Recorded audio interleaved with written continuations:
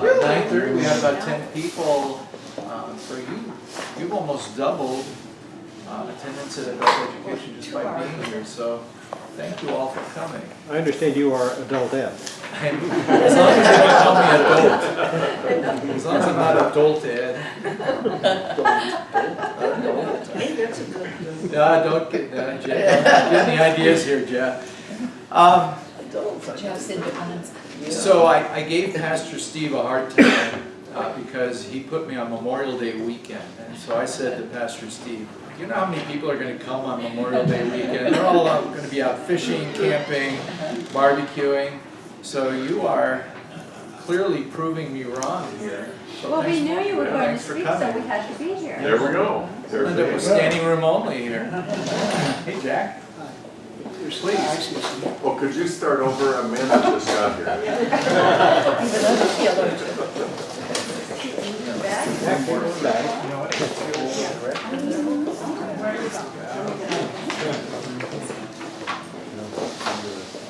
All right, I'll ask again. Anybody need handouts?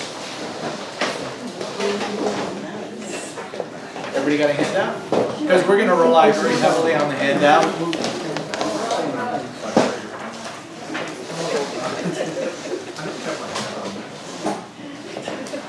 All right, well, welcome once again. We are going to start a series this morning that I would argue is a little bit controversial in Protestant circles. I think our Roman Catholic and Greek Orthodox brothers and sisters are a little more comfortable with this topic than we are as Protestants. So I really appreciated the opportunity from Pastor Steve to kind of kick off this series. And the way we're going to do this, and the reason we have a circle is not only because I thought we wouldn't have many people come, but I think this is a topic that really is rife for conversation and what this kind of stuff means to us. And maybe how we take what we're going to learn today on our faith journeys along with us. You know, what is it that we can learn from the mystics that can help us deepen our faith in ways that we probably haven't even imagined yet? So that's really my hope. My hope is not just to talk about Origen, who was one of the earliest mystics historically, and an amazing man certainly, and had amazing theological insights. But really, what is it that we can learn from people like Origen and the mystics that we can apply to our own faith journey? And so I'd like to start with a story. I'm a fairly recent seminary graduate. I graduated from Fuller Seminary about a dozen years ago. And about halfway through my seminary training, I invited Howie Wennis out to breakfast. And we had coffee and breakfast at the old Dupar's restaurant off of Thousand Oaks Boulevard there. And I asked Howie the question that was burning in my heart, having gone halfway through seminary. And the question started with a statement. So Howie, I'm halfway through my seminary training. I came to seminary to get my questions answered. And it seems like every time I have a question answered, two new ones pop up. When is this going to stop? Because I need my questions answered. Howie thought about it for a moment, and he looked at me and he says, well, you know, Ed, that's the way that's supposed to work. That is what seminary training teaches you, that no matter how much you ponder God, no matter how much studying you do, no matter how many systematic theology classes you take, you will always have more questions. And kind of the thought that I carried with me throughout my seminary time was to compare humankind, don't take this personally, to dogs.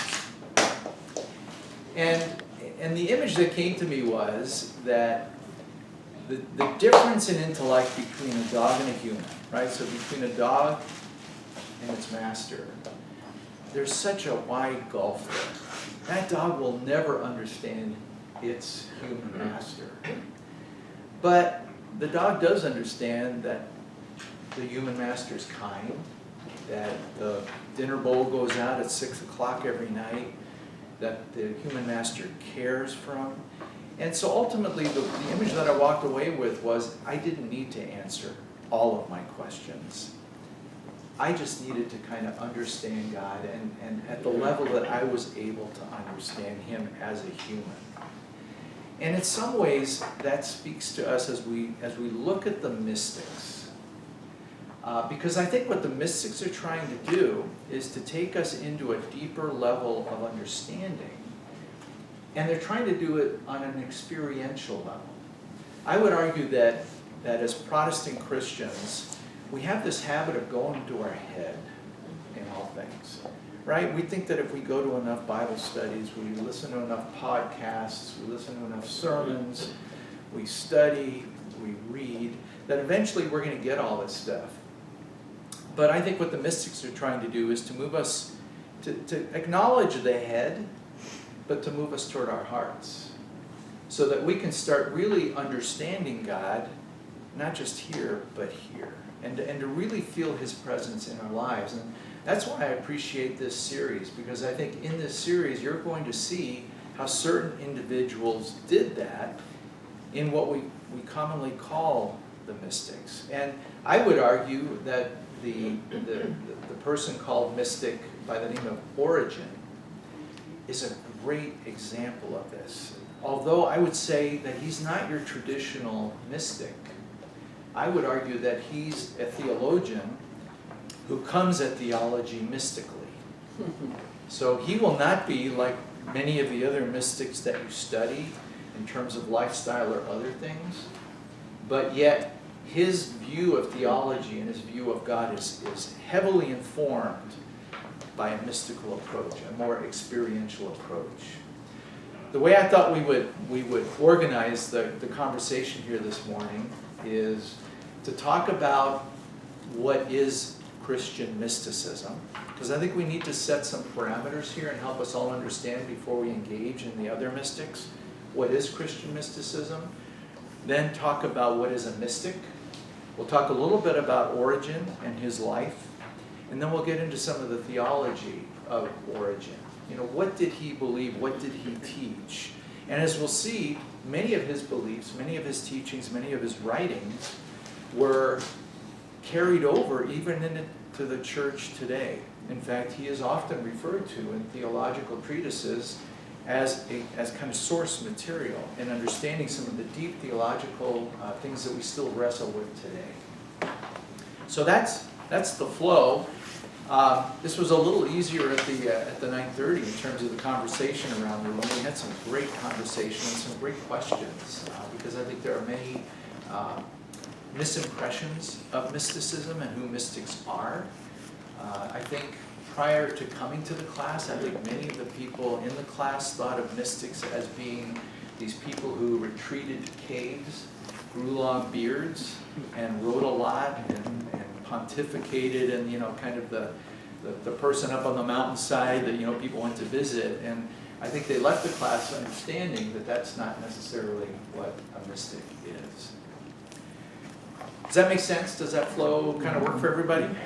And we're going to try to do that all in the remaining 50 minutes.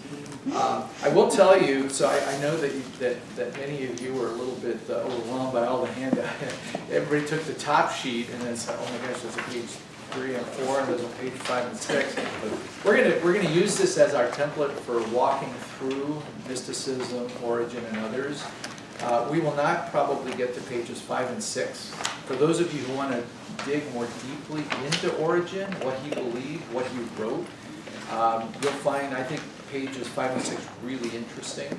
So don't feel like we need to go through all of this. If there are points at which you want to pause and ask questions, and I'm also going to rely on our some of the learned people in the group, like Pastor Ken and Paul and Howie and others, that as you know of things that I didn't come across in my education. Because as I said, I'm a byproduct of basically a Protestant seminary. Multi-denominational, but still Protestant. At Fuller, did you ever study you studied comparative religion? Yeah. Like, did you ever study, like, maybe similarities, differences between the Sufi, the Muslim mystics of the medieval Kabbalah, the Jewish mystics? It might Some- be interesting to compare and contrast, as we say. Well, Fancy words. and Jeff brings up a great point that I forgot to mention. Mysticism is not unique to Christianity. There are Buddhist mystics, there are Muslim mystics, so they may come at that mysticism differently, but I think ultimately they have that goal of that kind of that union with God. So to answer your question, yes, there were comparative religions, but again, mysticism is not something that we dealt with really deeply. Had I been a product of a Catholic seminary, probably would have gone much more deeply into this. And in fact, what we see, so for those of us who have attended a Catholic Mass, or maybe a Greek Orthodox Mass, I think we start getting a deeper sense of mysticism in terms of, you know, the candles, the incense, the decoration, the gold leafing in the ceiling. What they're trying to do in the worship experience, in some ways, is to inject a certain amount of mysticism, right? This mystery of God, and how do we enter into that in a worship setting? How do we kind of, in a sense, unite with God in that worship? So we see that in what's often called derogatorily the smells and bells, right, of that kind of worship experience. But that is what I think they are trying to draw us into, and that's really what the mystics teach us about as well. So let's talk about Christian mysticism. And you know, if you look at your first page, I was a little more robust in this than I normally am when I do something like this, because I know that I, like others, don't take really good notes at these things. So this way you don't really have to take many notes. You take this with you and re-review it. But Christian mysticism, what is it? What you find is that it's really vague and it's really complex. And you can Google Christian mysticism, and in the first 100 definitions you look up, they will all be slightly different. So there really isn't agreement about what mysticism or that mystical experience is. But if you look at the next bullet point, it does have a goal generally, which is to experience God, not just to understand what God is or what God does or who He is. Right? It's that experiential element. Winfried Corton says, he calls it an immediate link with the absolute. Absolute with a capital A. Right? So it's this immediate link with God. And Pastor Steve sent me late yesterday, I think, the best definition that I've come across. And it was too late to add this, but a lay leader, teacher, blogger, a guy by the name of Carl McColman, he says simply that mysticism is living in the mystery of the love of God. That is a great definition. Living in the mystery of the love of God. How many of us do that? I don't do that all that often. So that's the invitation. That's what the mystics invite us to do with them. You know, as you say that, the thing that jumps out is living. Yeah. Oh, Living in the mystery, like it's the reality of accepting that mystery. Yeah.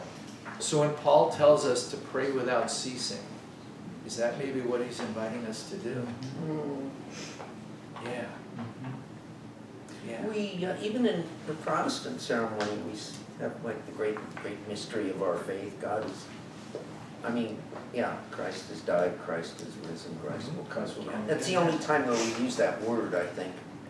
But maybe Roman Catholics have more of that actual word.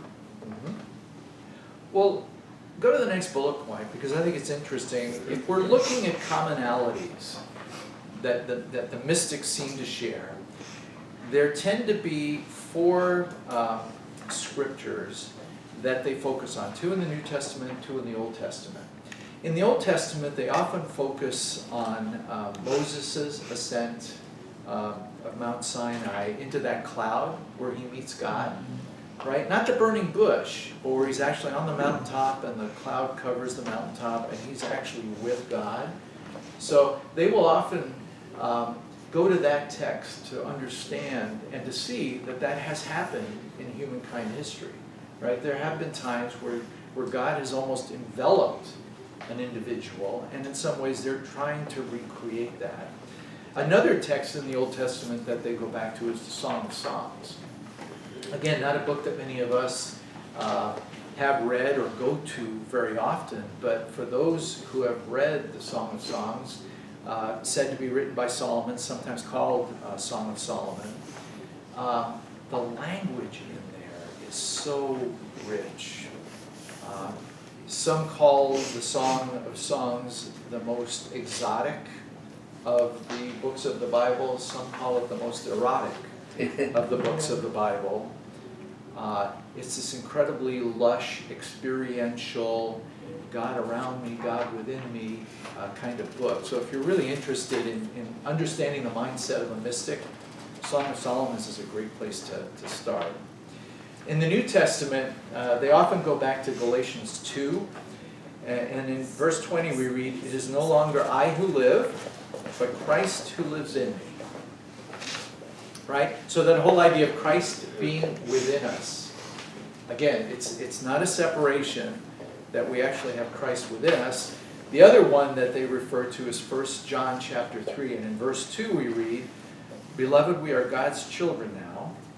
It does not yet appear what we shall be, but we know that when he appears, we shall be like him, for we shall see him as he is." We need a hand for you, Gene. Help you get your very own.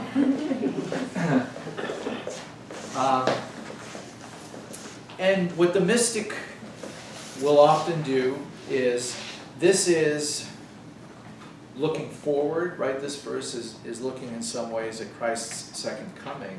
But the mystic will say that this is available to us too, that we shall see him as he is, that we don't have to wait, that this is available to us in the here and now. Does that make sense? Questions? Thoughts? Then what is a Christian mystic? We won't spend a lot of time on this, because what we'll start seeing is that a Christian mystic, again, it varies. But turn to the next page and look at the top. I pulled out a really dense quote here, and I'm not as much interested in having us read the quote as I am in looking at the words that I've highlighted in the quote, because the words, I think, get at the core of this mystical belief. So if you look at the highlighted, we see that we see the words "opens us to," right? The whole idea of opening ourselves up to. We then see love and trust, right? Again, very important parts of the mystical experience, that love and the love of God and that trust in God. We see the word dialogue, right? That it's a back and forth. It's a communication. And I think what we often see there too is that it's deeper than what we normally perceive as being prayer, right? Because what do most of us do when we're praying? We're talking to, right? Yeah. Whereas, look at the word dialogue, right? It's that conversation with God. Next word is listens, right? Again, we may do some talking, but we're also doing a lot of listening. Next phrase, delivers us trustingly, right? In that mysticism, in that mystical expression, there is the trust in the Almighty that allows us to open up. Next word we see there is communion, right? Being within. Next one is soul of the beloved is fused with the lover. That's a really strong image, isn't it? Mm-hmm. To be fused with. In essence, going back to Moses on the mountaintop, right? He's so fused that he's getting the Ten Commandments and he knows how to explain. We participate in God's very being. We participate, right? Experiential. And then the last one, touching the hem of the Holy Spirit's garment. Isn't that a great image? Touching the hem of the Holy Spirit's garment. So, ultimately, this mystic is aiming for direct encounter and union with the divine. Again, that image of Christ within me. Notice how they say lover, that links up with Song of Solomon. Yeah, yep, that's great, With the great catch. erotic, if you will. Yep, yeah. So here's the really strange thing. If you go to that next paragraph, if you were to have talked to a mystic of the past, or even a mystic today, and said, so are you a mystic? Chances are they would say no. They would say, I'm a practicing Christian. So they don't see themselves oftentimes as being separated from their Christianity. They're just practicing it differently than others might. Mark Twain was, he wasn't a Christian, but he became kind of mystical, and there was something called The Mysterious Stranger at the end of his life. He wrote because he had a tragedy with his daughter dying or something. Anyway, so he said the practicing Christian versus the professing Christian. He made that distinction. Yes. Today we might call those cultural Christians, right? Yeah. So, again, I think that the next paragraph is kind of key here as we start talking about origin.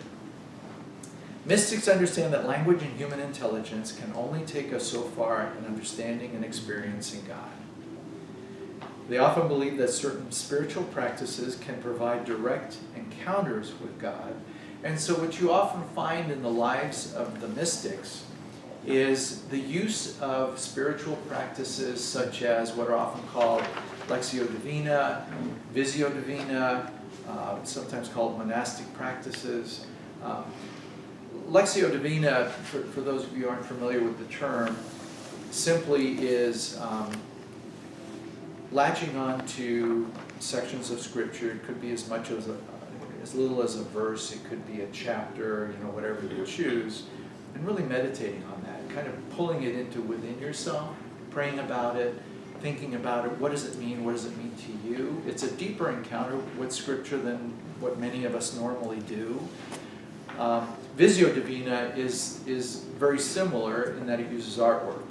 So it's gazing upon artwork and letting the artwork speak to you in a very deep way. One could argue that the Greek Orthodox Church has really done wonderful things with that, right? With their use of icons, right? Icons of Christ. So in some of these paintings, you are literally feet away from the face of Christ, and what they will do in Visio Divina is just meditate on that image, right? And in some ways allow Christ to enter them, right? To use the visual imagery. So between Lectio Divina, Visio Divina, monastic practices, the mystics will use these techniques, these ways of just bringing God closer and into their lives. I think in the old days when you shouldn't let me sit close to you because I interrupt too much. Is this true, you guys? Does Jeff like this all the time? All the time. Yeah, wherever he sits, he does the same. It's a good thing my wife's not here, she'd kill me. She didn't like that. But in the old days, when the early, Catholic, when everyone was, by definition, Catholic before Martin Luther and such, it's like they had all these images of Christ, and they had like Visio Divina right there because, they couldn't understand the Latin, so they didn't have all of the language, and it was all in Latin, I guess, and, until Martin Luther, so. Couldn't read or write. The Visio, they couldn't read the Bible even if they had the Bible. So they had much more of a connection maybe, because that's all they had. Yeah.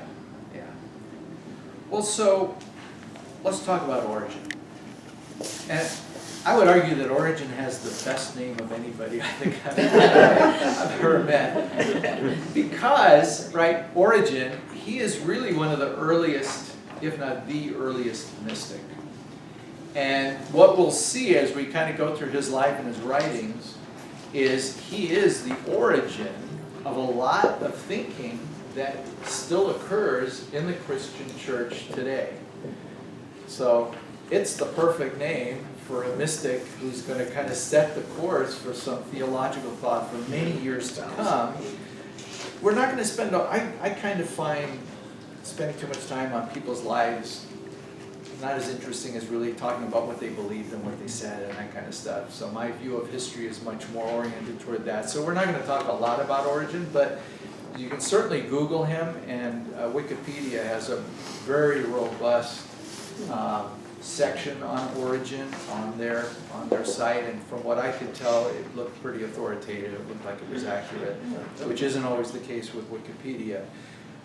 But briefly, Origen, he's more commonly known as Origen of Alexandria. So he's an early church father, and he's regarded as one of the most influential Christian theologians of all time. He wrote more than 2,000 works. That's incredible, on a whole variety of topics, as we'll see. He's described by many as the greatest genius the early church ever produced. He's born in Egypt around 184, 185. They're not exactly sure which year, but they are sure of the year that he died. He died in Phoenicia in 253 AD.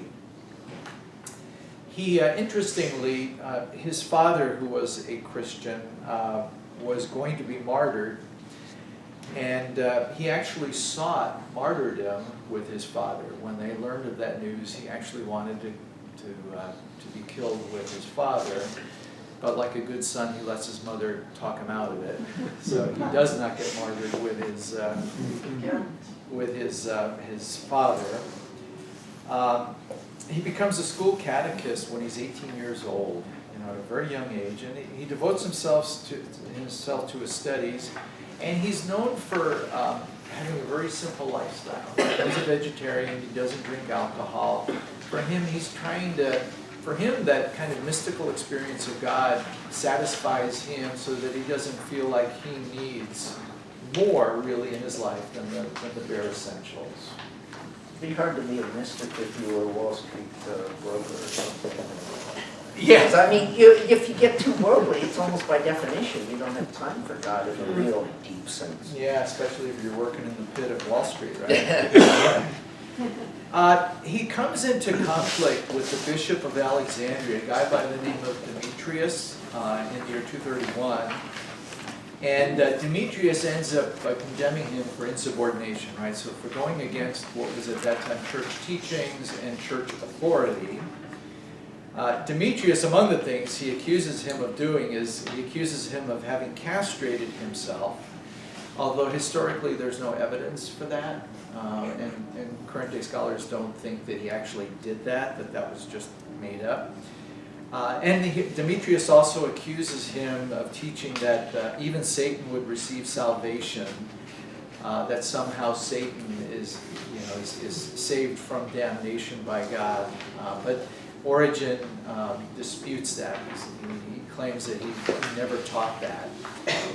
He founds a school, a Christian school in Caesarea, and there he teaches logic, cosmology, natural history, and theology. So clearly a learned man, and he becomes regarded by churches in Palestine and Arabia as the ultimate authority in that day of theology. Right? So people look to him to start forming, and again, we realize here that these are the really early days of the church. And so things that we assume today as to be, just, well, of course, people always believe that, weren't in those days. These were still ideas and theological viewpoints that were still being percolating. He was tortured, kind of coming to the end here, he was tortured for his faith during the persecution in the year 250. He's injured very severely in that torture, and 3 or 4 years later, he dies from his injuries. So that's the biography of Origen, but where I think the real the gold is in trying to understand his beliefs and what he wrote about and how he wrote about them. So we're gonna spend some time on that, but before we do that, switch over here. Questions, comments, thoughts, inspirations, Well, it seems an oxymoron. The Palestinian and Arabian states think that he's the, ultimate authority in theology, and yet Demetrius condemned him for insubordination, which I assume was because he wasn't teaching what they were teaching. So right away, you've got a rock and a hard place coming together. Yeah. Welcome to the world of church politics. That's horrible. I think there were a number of mystics or monks in the Arabian desert that kind of fit the image of cloistering yourself out there in the wilderness and stuff like that, rather than in, Rome or Middle East where there's more civilization. Yeah, long bearded cave dwellers, Yeah, right? yeah. Yeah. Thoughts? Howard? I think when you made reference to the Lectio Divina, that's a Catholic practice that I studied once with a Roman Catholic, and I started that practice. And what I think is it's a good introduction for a lot of us who come out of the Protestant tradition, where you may just take like 3 or 4 verses, but you read those, then you pray those verses, then you be quiet and reflect on them, and then after you've done that for a while, you take a moment, maybe write just 1 or 2 sentences of what kind of emerges from that. And I think if we want to begin a kind of getting a sense of what kind of just a first step into the mystic world, that may be a way by which we at least can start to process some things and make room for the mystery and the spirit. Yeah, that's a great, did all of you capture those steps? I mean, that is a great way to put it, Howard. And really does, in each of those steps, right, you're deepening, you're just going deeper and deeper. Yeah. And be quiet during it. I love that line. Be still and know that I am God. Shut up. Yeah. Yeah. Shut out everything. Don't clap during the church. I like your letter. We need another one. Could you repeat those 3? Yeah, read it, pray it, reflect on it, and then write a sentence or When 2. it's come to you? Yeah, let it emerge. It makes room for the spirit to enter into the In a words. very quiet place, because otherwise you don't. Right, well, absolutely, by yourself. I Thou guess shalt have no other gods before me, thou shalt not worship idols. And yet, you see all these things in the churches, in the Catholic Church, they worship Mary. Explain to me, how does that all fit in with that commandment? Well, so you used a key word in your question, which is worship. And I would say that the mystics would say that they don't worship the images. That the images or even text is a conduit, right? So if I use an icon, let's go to like a Greek Orthodox icon of Christ's face, crown of thorns, bleeding, gold leafing around, almost as a halo.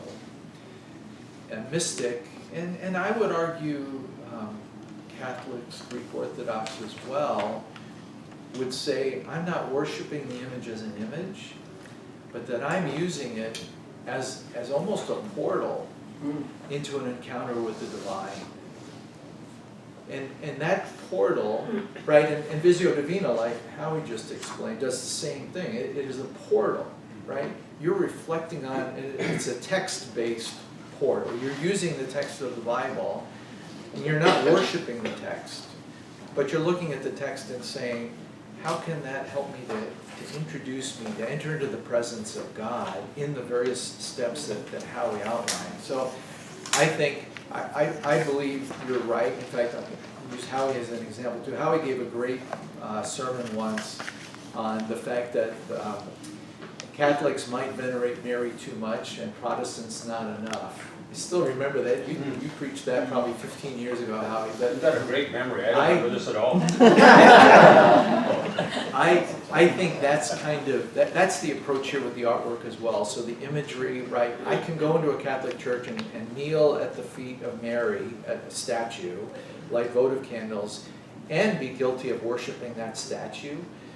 Or I can use it as an object of reminder of who she was, the sacrifices she made, and kind of and using her as a way of entering that sacred space. So that, and again, I can't think your key point, your key word was worshiping. Yeah, I Mr. don't, Paul? oh, Wait. yeah, I'm sorry. I think it's interesting that when Luther was in the Wartburg Castle, sequestered for his safety, what brought him out of that was not something that the Pope did or whatever, it was his own followers who were going in the churches, breaking the statues, shattering the windows. These are things we should get rid of. They are, things of the Pope. And he said, no, these are aids for people's faith.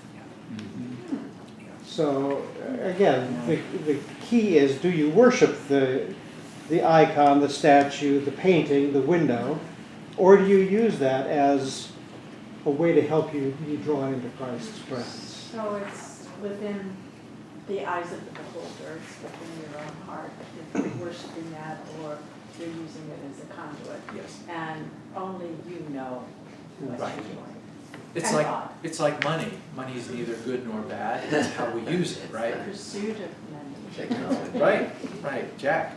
I have a friend, if I pray to God. I have a friend who prays to Mary, Yeah. Catholic friend. I think that's a difference. She becomes the intercessor, right? Yeah. I can pray to her as the Through Mary. Right. It's not to Mary, through Mary. I don't think any Catholic would say they pray to Mary or they. I have a friend that does. Well, correct him. Jeff, what were you gonna say? Oh, I think I was gonna say that, but a lot of times. I get it out.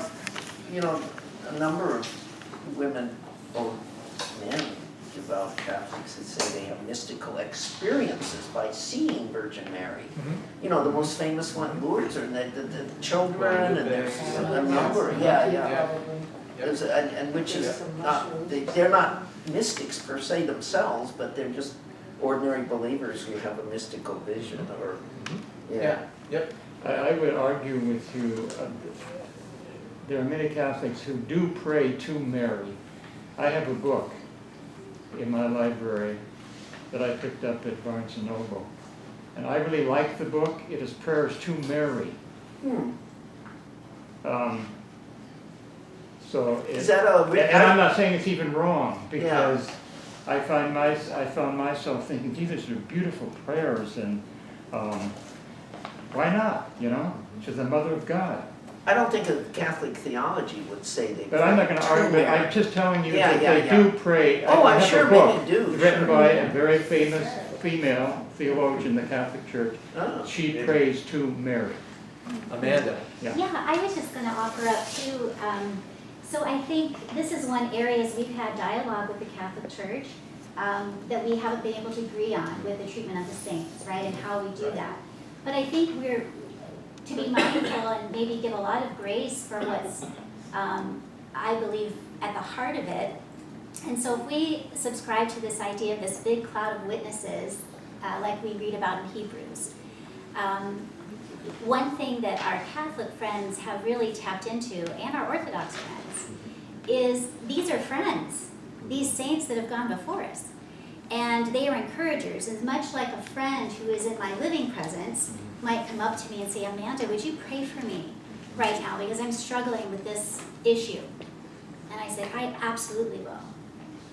So in the same way, these Catholics and Orthodox friends of ours really are looking at these saints as friends, right, that have gone before us. And so when there is a prayer and you see these prayer cards to these saints, it's not so much that they're praying to the saint as it is, this is a friend that I'm asking to intercess on behalf of me as a part of this cloud of witnesses. Now, having said that, I believe that's the heart of it, and that's the intention.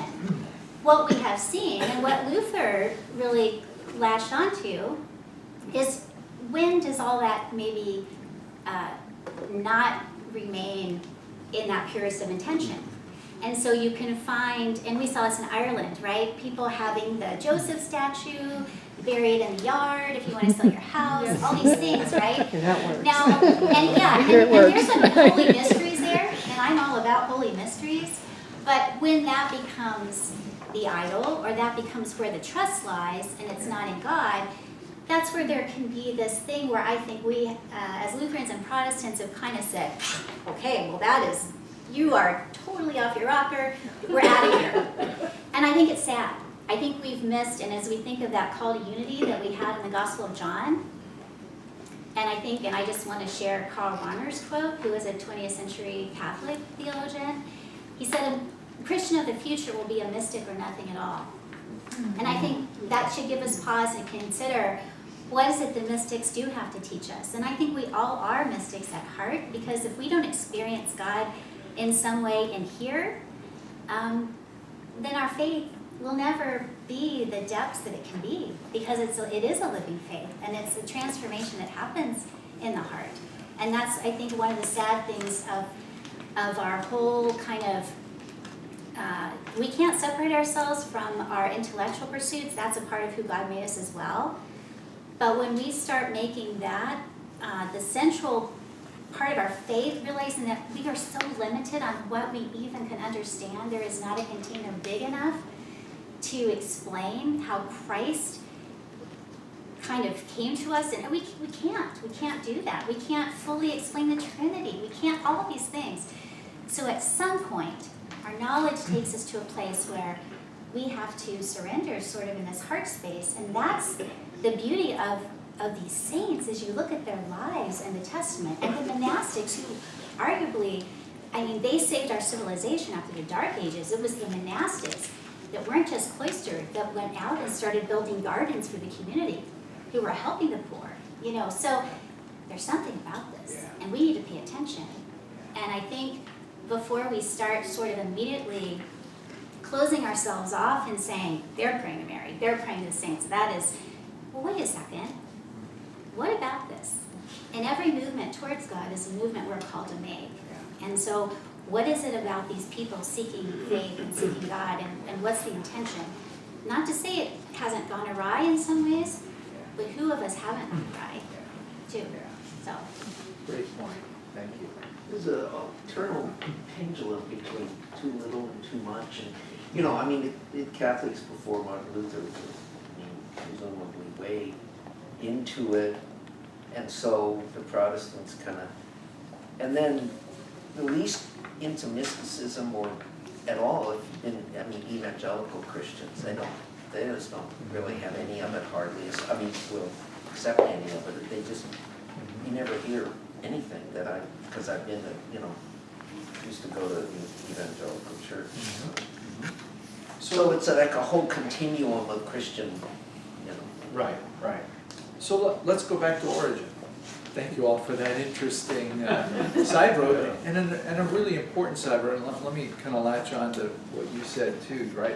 At some point, for all of us in our faith journeys, we hope that we are mystics, right? And maybe even more than just a few times, right? That these experiences, these encounters with God take us beyond, you know, scripture and preaching, but actually living and experiencing, right? So I agree, and again, I think that's where Origen is coming from here, right? So if you go to the middle part under the last bullet points that I, where is that, page 4? I think, yeah, page 4.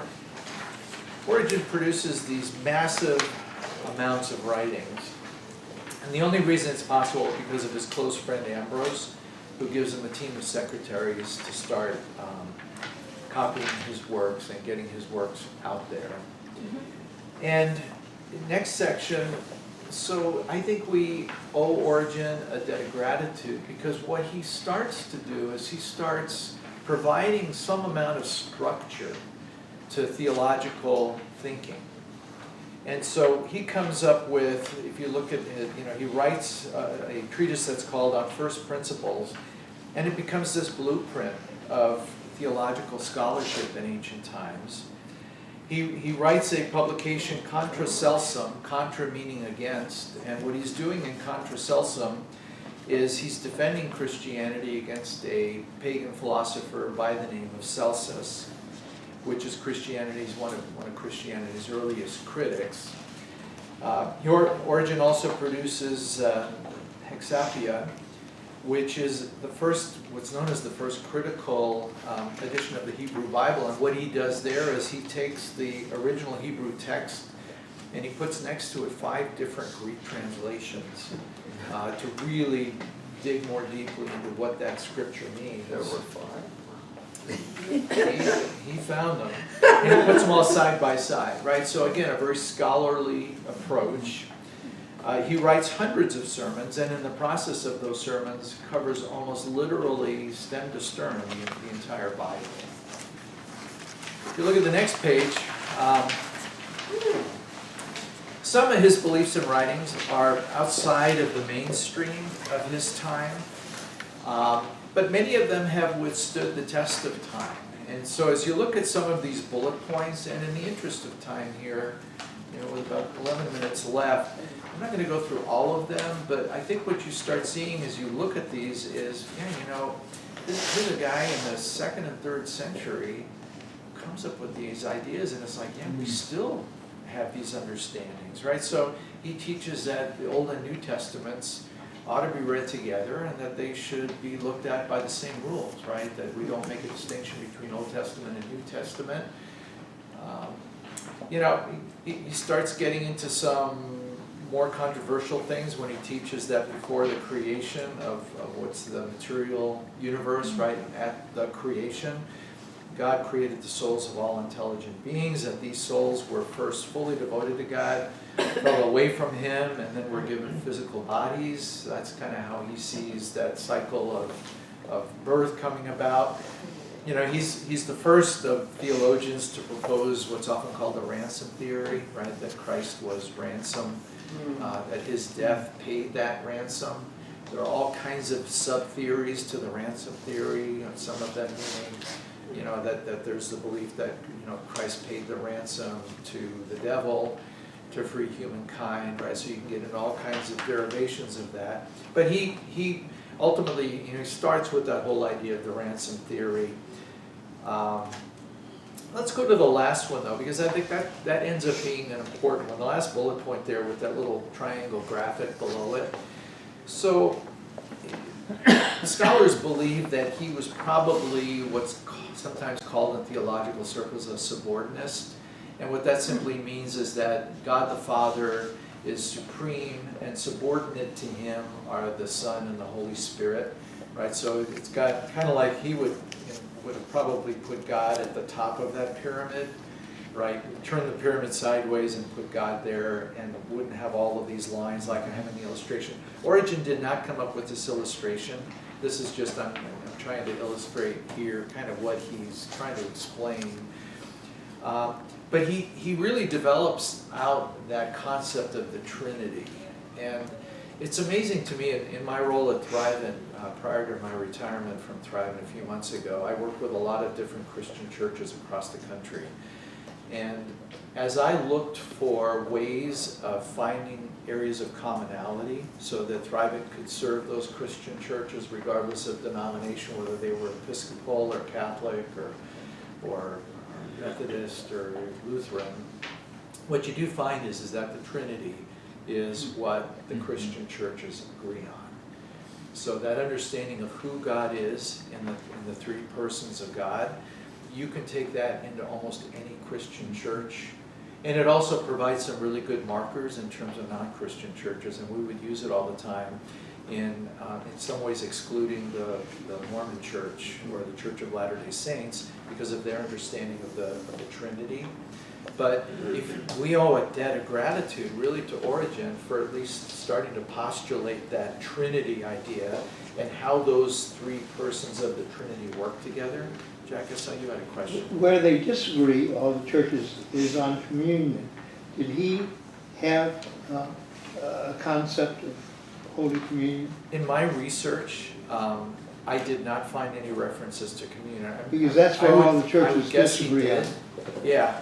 And You're right. ours with real presence is kind of unique. Yes. Yeah, he might have, but in my research, I did not come across that element, Jack.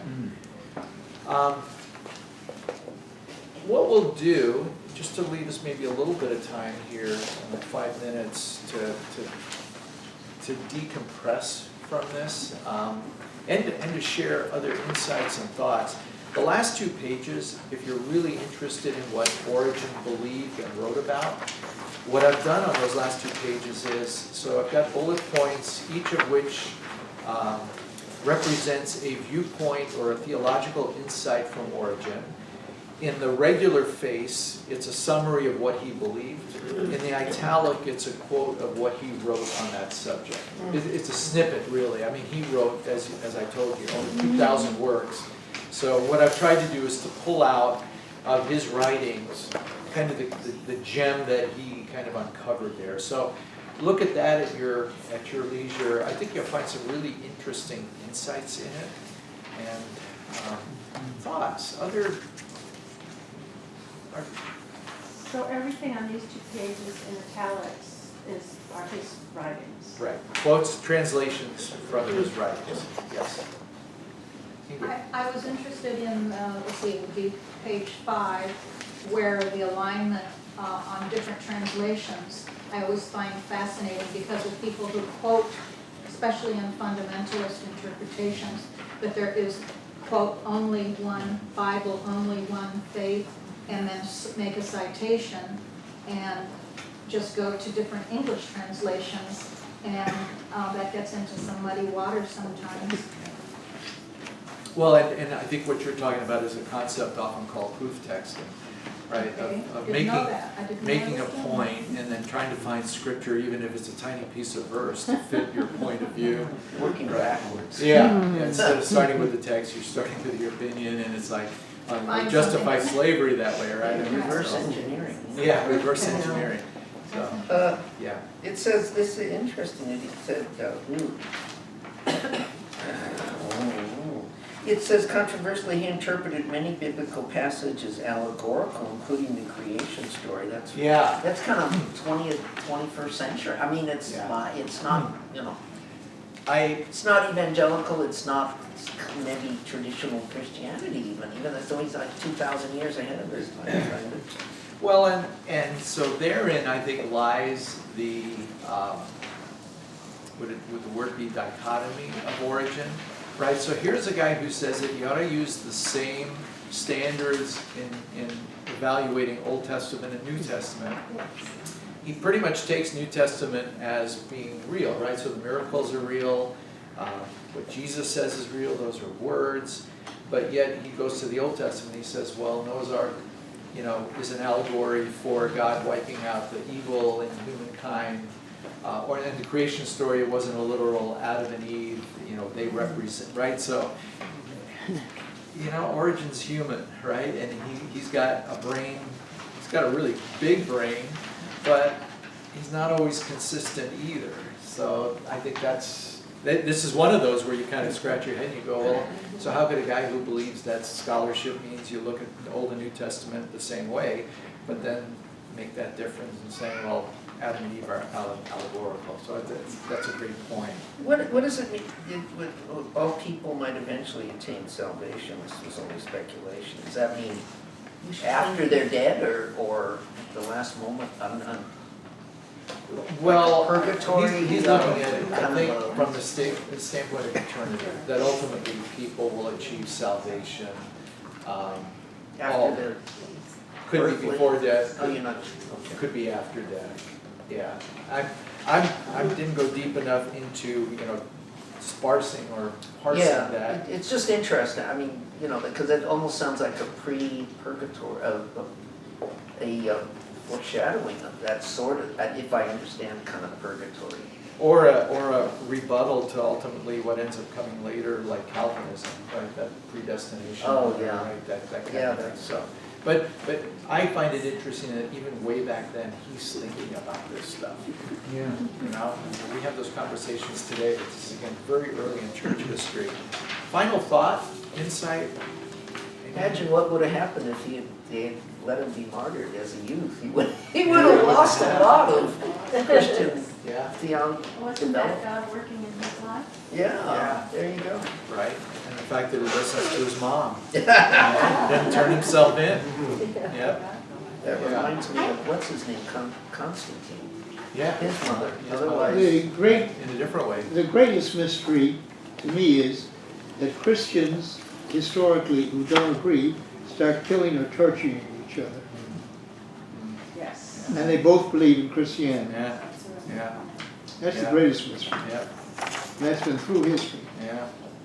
It's Yeah. kind of like the Shia and the Sunni Muslims, they kill each other and they're supposed to all be Muslims or And where does this Islam. hatred Amanda.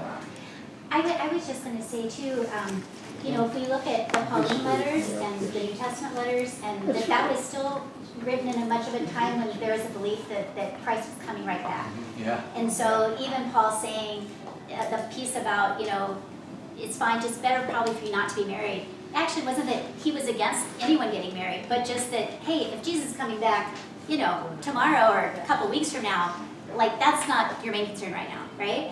Yeah. So I think when we look at people like Origen and the early church leaders, they were left with sort of this, okay, well, what now? Because Christ hasn't come back. And so I think that kind of, sets a foundation for this looking to Christ within and the power of the Spirit and the importance of that as we still are living in this in-between time 2,000 years later. So I think that's another gift that the mystics offer us, is that it's a way to reconcile having our faith be a living faith with a living Christ and a living Spirit. And these are people that really had that heart and were seeking that. That's a great insight, thank you. Yeah. Jean, did I cut you off? No. In Luke, which is the only gospel that says this, Jesus turns to the criminal and says, "Tonight you will be with me in paradise." Well, he's the only one that says that, and Christ is telling this thief that they will both be in paradise with the Father that night. So I'm looking at it that this is when I'm going to see Jesus' second coming, when I go, as Luke says. The other Gospels don't have it. So I guess it's all within what you believe. Pastor Paul, did you hear that? Yeah, I think one of the things that we'll learn from the mystics throughout history is that we aren't as sophisticated as we think we are. You know, we kind of act as though we are the smartest people who ever lived, and we have it all together, and we know the answers. When in fact, we're along with humanity through the ages on this quest. And people have thought the same things and raised the same questions that we raise from the very beginning.